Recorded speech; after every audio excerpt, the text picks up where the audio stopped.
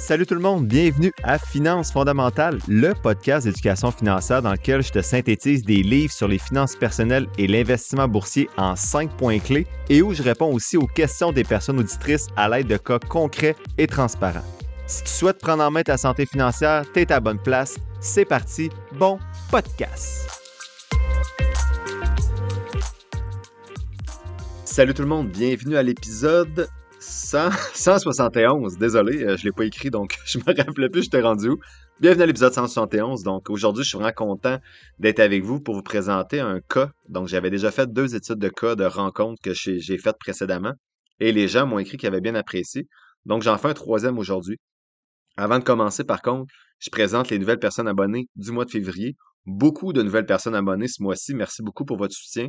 Donc, Michael, Anne-Sophie, Monsieur Auger, Jen, Christine, Florence et Émilien. Merci beaucoup. Donc, je vous rappelle, quand vous vous abonnez, d'abord, bien sûr, vous soutenez le podcast. Donc, ça me permet de continuer de me verser un certain salaire et de redonner le surplus à des œuvres de charité. Et également, vous offrez 100, pas 100 000, 1000 écoutes. Donc, chaque personne qui s'abonne, c'est 1000 écoutes supplémentaires que je vous promets sans publicité. Donc, ça réduit le nombre de publicités que vous avez dans le podcast. Ces gens-là ont aussi accès à 3 documents, soit mon fichier d'analyse des actions, mon fichier d'analyse vierge pour faire leurs propres analyses et un outil PDF pour les guider dans l'utilisation adéquate de ce fichier-là. Aujourd'hui, j'ai anonymisé le nom de la personne que j'ai accompagnée, mais tout le reste qui est partagé avec vous est vrai, donc c'est les vrais chiffres. Il va y avoir beaucoup de chiffres, mais inquiétez-vous pas. Après avoir nommé tous ces chiffres-là, je vais vous accompagner dans ce cas-là en simplifiant un peu là, qu'est-ce qui a été fait. Donc, j'ai rencontré cette personne-là en mars 2025, donc ça fait exactement 1 an environ. Cette personne-là avait 55 ans, elle était à la retraite déjà. Donc, vous allez voir, elle a une belle situation financière. Elle a un enfant et elle avait des revenus bruts d'immobilier de 150 000 par année. Donc, son immobilier lui rapportait 150 000 par année avant impôt. En actifs net, en immobilier, elle avait 1,5 million. En placement, elle avait 940 000 donc 250 000 avec valeur mobilière des jardins et 690 000 qu'elle gérait de manière autonome sur Disney. Dans ses comptes non enregistrés, elle avait 310 000 qui étaient accessibles, qu'elle ne voulait pas investir tout de suite parce que c'est pour des projets immobiliers potentiels à court terme. Donc, c'était dans des placements là, très sécuritaires et liquides. Dans son CELI, elle avait 155 000 répartis dans 3 FNB, principalement le marché américain avec XSP et le marché canadien avec XIU, et un FNB tout en 1 80-20 là, qui est VGRO. Et dans son REER, elle avait 225 000 notamment 60 000 dans VGRO, 20 000 dans XBB, qui est un FNB d'obligation canadienne, 25 000 dans XEQT et 100 000 dans K50CEY, qui est un FNB d'obligation aussi. Là. Et elle avait 20 000 à placer dans son REER qu'elle voulait qu'on discute ensemble.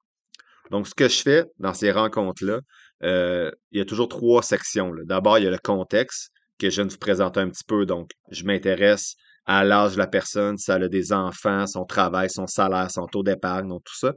Et ensuite, je fais le bilan. Donc, je regarde où ses placements, c'est quoi sa répartition géographique par catégorie d'actifs, etc. Je regarde les REER, sont-ils pleins, donc tout ce qui est plus financier. Donc, le contexte personnel, le bilan financier, et ensuite, après ces 10-15 minutes-là qu'on a appris à mieux se connaître, on y va avec les objectifs de la rencontre. Donc, cette personne-là avait 4 objectifs dans la rencontre. Le premier, elle voulait savoir où placer un nouveau 100 000 qu'elle allait recevoir à l'automne. Donc, bien sûr, ma réponse rapide à ça, c'est ça dépend de son plan d'investissement, quelle répartition qu'elle veut en actions, obligations, la répartition géographique, les secteurs. Donc, j'ai demandé c'était quoi sa stratégie et c'était pas clair. Donc, c'est vraiment sur ça qu'on a travaillé dans la rencontre et que je vais vous présenter après. Et vous allez voir, toutes ces autres questions par la suite en viennent à la même conclusion. Donc, son deuxième objectif, c'était qu'est-ce qui arrive si le 310 000 dans le non-enregistré, finalement, je décide de ne pas faire de projet immobilier, dans quoi je peux le placer? Donc, encore une fois, ça nous ramenait à la stratégie. Et le troisième objectif, c'était est-ce que je devrais placer de l'argent dans des comptes US et est-ce que je devrais acheter 3 à 5 de Bitcoin? Ma réponse rapide était la même. Donc, avoir un compte US, là, c'est pas nécessaire, mais pour le Bitcoin, ça revient encore à la stratégie. donc qu'on a construit ensemble là, dans les prochains instants, je vais vous la présenter.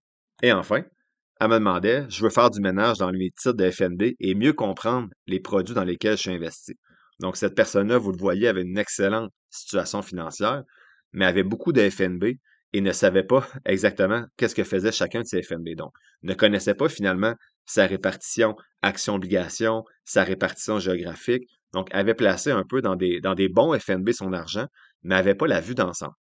Et c'est encore plus important parce qu'il y a une grande partie de ses placements qu'elle investissait seule, donc 690 000 mais il y avait 940 000 au total. Donc, il y avait 250 000 chez Desjardins qu'elle ne savait pas du tout dans quoi était placé cet argent-là. Donc, le gros de la rencontre avec cette personne-là, ça a été de solidifier sa stratégie d'investissement sur Disnat pour éviter d'avoir à se poser des questions à chaque fois qu'elle veut placer de l'argent. Donc, dans la discussion que j'ai eue avec elle, on ne considérait pas le non enregistré parce que c'était pour un projet potentiellement dans 3 semaines. Et au pire, si cet argent-là n'est pas utilisé pour un projet immobilier et que tu dois la placer sur Disnat, ben tu vas respecter ta stratégie initiale selon ta pondération choisie, ta répartition d'actifs. Donc, la situation actuelle au début de la rencontre, la personne avait 3 FNB dans un CELI, 4 FNB dans son REER.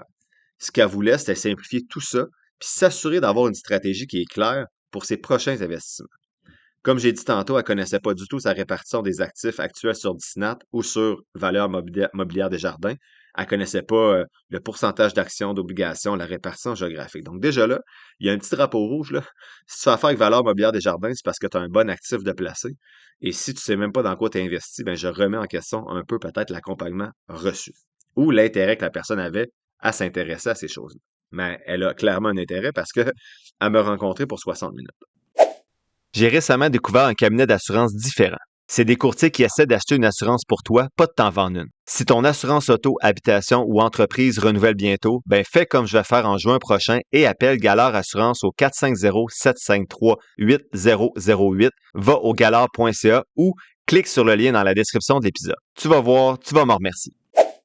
Comme vous le savez, j'utilise l'infolette d'InfoBref depuis près de 2 ans, mais je suis aussi un maniaque des podcasts. Donc, je vais vous dire que je n'étais pas malheureux de découvrir le balado d'InfoBref qui résume chaque matin, en format audio, l'essentiel des nouvelles en 5 minutes. Pour moi, c'est l'idéal afin d'être au fait de l'actualité pendant que je fais mon jogging matinal ou que je fais la vaisselle le soir. Donc, faites comme moi et abonnez-vous au balado d'InfoBref en cliquant sur le lien dans la description de l'épisode. C'est gratuit. Donc, au total, 7 FNB.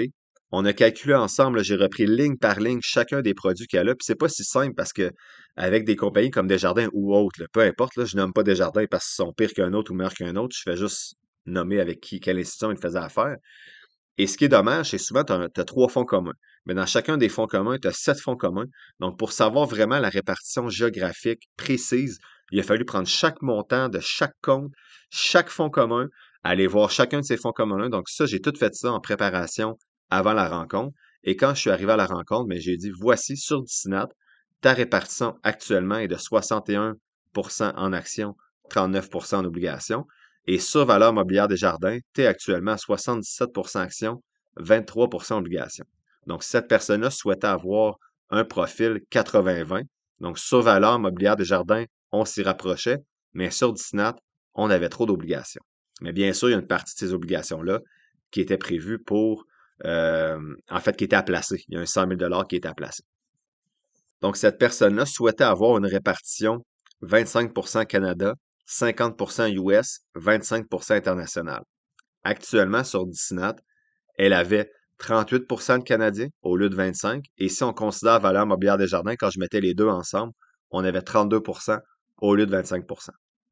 On avait au total 51% États-Unis, donc on se rapprochait de ce qu'on voulait, et 16% international. Donc, idéalement, elle voulait déplacer une partie de l'argent qui est en canadien vers un marché plutôt international. Donc, après une longue discussion, j'ai sorti 3 scénarios qui lui permettaient simplement de respecter ce ratio-là. Et je vous présente aujourd'hui les 2 qui ont été retenus à la fin de la discussion. Et finalement, c'est le scénario 2 que la personne a décidé de mettre en place. Donc, c'est juste 2 scénarios. Ça va être très bref à présenter, mais vous comprenez qu'il y a beaucoup de travail de préparation avant la rencontre pour bien voir, euh, faire un portrait de la situation actuelle. Et ensuite de ça, ensemble, à travers la rencontre, construire les 2 scénarios. Donc, le premier scénario qui lui était offert, c'est le plus simple. parce qu'on utilisait les mêmes produits dans lesquels il était déjà investi, mais on déviait un peu l'argent qui était investi dans chacun de ces produits-là. Donc, dans son CELI, qui devrait être 100% action. Donc, il allait investir tout son argent dans le CELI, dans XEQT, parce qu'on veut favoriser la croissance dans ce type de compte-là. Dans le REER, il y aurait 32% de son portefeuille qui serait dans XEQT et il y aurait 68% qui serait dans K50CY, qui sont les obligations. Donc, au total, sa répartition sur 10 NAT serait 63% actions et 37% obligations en fonction des montants qu'il y a dans son CELI et son REER. Mais lorsqu'on intègre la répartition de valeur mobilière des jardins, bien, on arrive plutôt à un ratio qui respecte son 80-20. Donc, c'est important de ne pas juste considérer compte par compte qu'est-ce qu'on a en action-obligation. Il faut vraiment prendre la vue d'ensemble. Et cette personne-là, ben, j'avais fait un fichier Excel où peu importe comment variaient ses fonds communs, peu importe comment variait son CELI, son REER, mais on se retrouvait toujours, il savait exactement dans quoi, exemple, tu as 1 000 $ ce mois-ci, ben voici, je dois le mettre dans exécuter dans mon REER ou je dois le mettre dans mes obligations dans mon REER pour respecter ma répartition géographique et d'allocation d'actifs de base grâce au fichier Excel. Donc, les actions canadiennes ont passé de 38% à 24%, donc on se rapprochait du pourcentage souhaité, plutôt 27% en considérant la valeur mobilière des jardins, donc 2% de trop pour l'instant. Avec les États-Unis, on était à 46% sur le 50% souhaité. Et on avait 27% d'international au lieu du 16% initial, donc on se rapproche davantage du 25% souhaité. Donc, l'équilibrage, la rééquilibration du portefeuille va être faite avec les prochaines cotisations. Sinon, ça complexifie un petit peu le fait qu'ils vendent, acheter des FNB. Donc là, on a mis ça le plus simple possible dans ce premier scénario-là. Tu as juste exécuté puis K50 CY à utiliser dans ton CELI, ton REER. Donc, c'est 2 FNB seulement à utiliser. Et après ça, avec les prochaines cotisations, ben, tu le mets dans le bon compte et dans le bon FNB selon ce que Valeur Mobilière des Jardins a fait de son côté.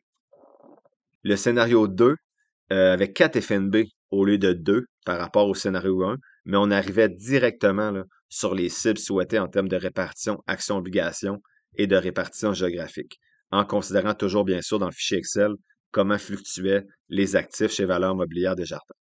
Donc, dans son CELI, ça exigeait en fait qu'il ait exécuté à 67,6% et XSP à 32,4%.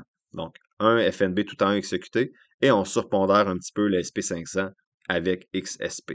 Et dans son REER, c'était exécuté à 32% et K50 CY, là, le FNB d'obligation, à 68%. Donc, dans ces deux scénarios-là, lors de la rencontre avec cette personne-là, elle a choisi le scénario 2, elle l'a mis en place. Donc, ça ressemble à ça, certaines rencontres quand on a le temps de travailler en amont et pendant la rencontre à construire des scénarios. Des fois, il y a trop de questions pour qu'on construise le plan ensemble, mais là, on a passé de 7 produits que la personne avait dans son DISNAT à 3 stratégies plus claires et une qui a été retenue, la stratégie numéro 2.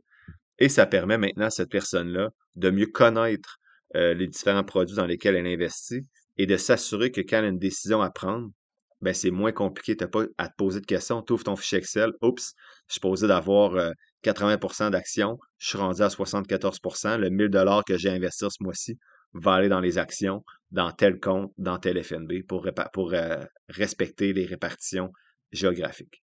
Donc, le constat dans mes 5-10 derniers accompagnements que j'ai faits, c'est que la grande majorité du temps, les gens, ils n'ont pas de plan d'investissement. Donc, quand ils investissent de manière autonome, ils ne considèrent pas tous les placements dans leur allocation d'actifs. Donc, ils ont certaines actions individuelles, certains FNB. C'est des bons FNB, c'est des bonnes actions, mais tout ça repose un peu plus sur le feeling que sur une stratégie d'investissement qui est claire.